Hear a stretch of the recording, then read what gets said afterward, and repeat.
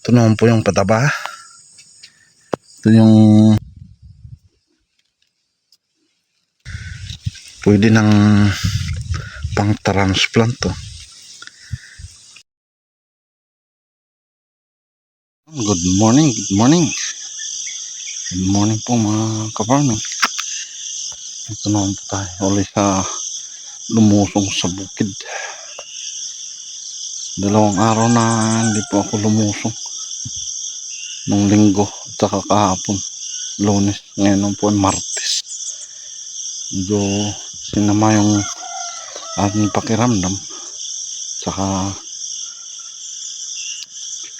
umuulan nung linggo. Kahapon ay medyo ayos-ayos naman po. Ito po yung aking tinangin na sitaw. Ayan, medyo ayos-ayos naman po.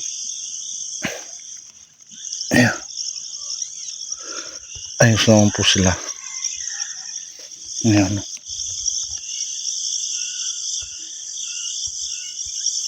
Pataba at saka trellis ang kailangan po niyan. Yan, bilis po ng mga damo. Ay, bilis ng mga damo tumubo. So, update po tayo dito sa pechay. Yung malalaki na sila. Ayan. Pwede nang may transplant yung iba. Ayan. Kaso ang problema, yung mga namumutas sa kanyang mga dahon. Kaya kailangan itong ma-spray.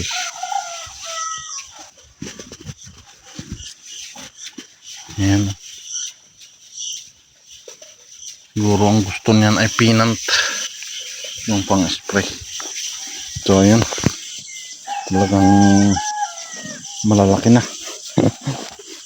Pwede nang i-transplant. Para mas malalaki pa. So dito naman sa aking mga pinunla, ayan, ito na yung pinunla kong ampalaya, tumubo na po. Ayan. Matagal pala pag nabinhi. Ayan, meron pang bagong sibol. Ito naman po yung kalabasa na Ibana F1. Ayan din po yung patula. Ayan. Hindi pa po naman lumalabas yung mga ugat. Siguro sa susunod na araw ay itatransplant ko. Para naman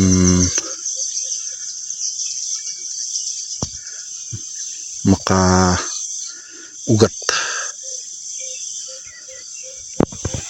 So ayan, pauwi na po tayo. At ayos naman po yung mga pananim. Ayos naman po yung pechay. Ayos naman po lahat. Madamo nga lang. Ay, madamo ang taniman. Ayan, ang bilis po ng damong tumubo. Ayan. Talagang mahirap. So, ito lang po yung aking gulay. Pako. Saka meron ditong ampalaya. Kukuhain ko. So ito na po yung aking nakuha na ampalaya. Ayan o. Pang ulam. Ayan. Uwi na. Ayan. Good morning. Good morning po sa inyo. Dito na uli tayo sa bukid. Ito naman po yung aking pechay. Oh. Maganda na yung pechay. Oh. Laki na. Pwede ng pang transplant to. Ayan. Yan. Sobrang kapal yung iba. Kaya kailangan bawasan tulad po niyan. Yan. Ito. Kailangan ding bunutin at itatransplant yung iba para po makadami. So maganda na, pang ilang araw na po ito. Ito po yung flowering pechay. Ayan.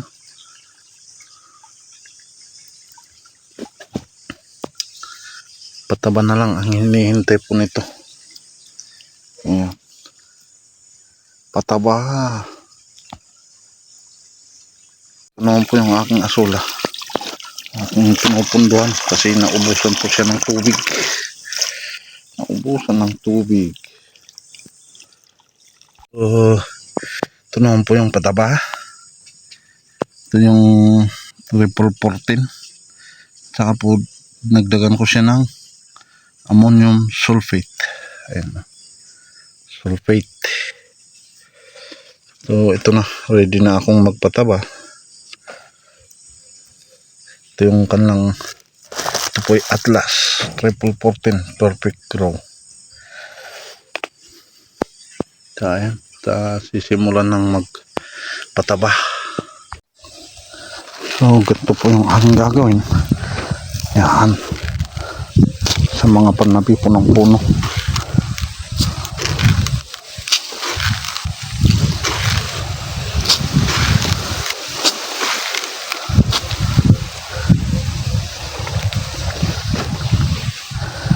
Kasi nandyan po yung mga ugat ko.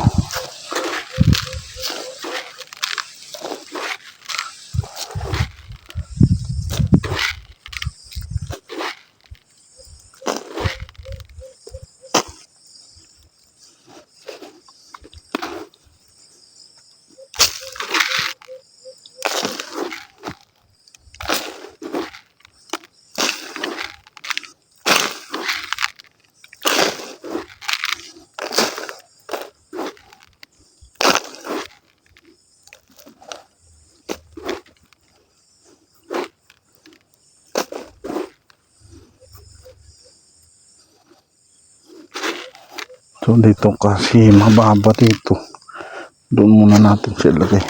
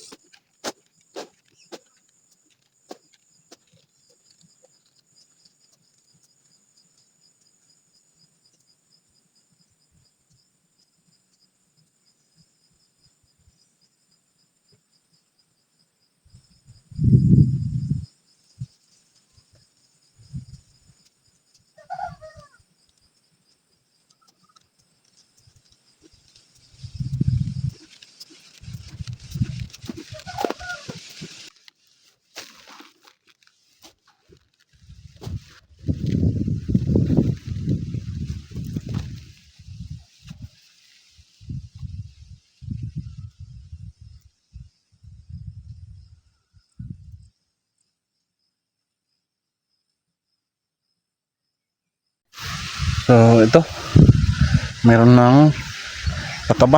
Ayan o. Ito po yung pataba. Yan. Lagyan po natin ng pataba sa panabi. Ayan o. Ito po yung mga pataba. So ayos. At konting ulan lang yan. Idadaloy dun sa ilalim. At sisip-sipin naman po ng kanyang ugat. So lahat naman po nito ay meron ng pataba.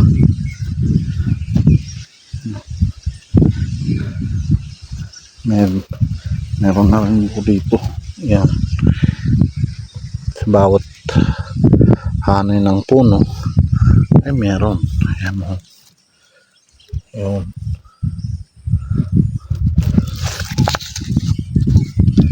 Meron pa po diyan. Bawat hanay po ay meron siyang pataba. Yun.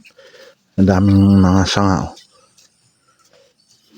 Pero yung sobra, tanggalin na po.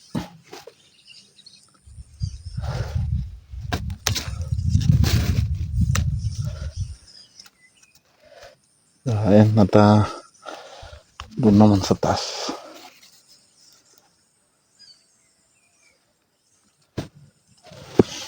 Ito, i-spray ng herbicide para less trabaho.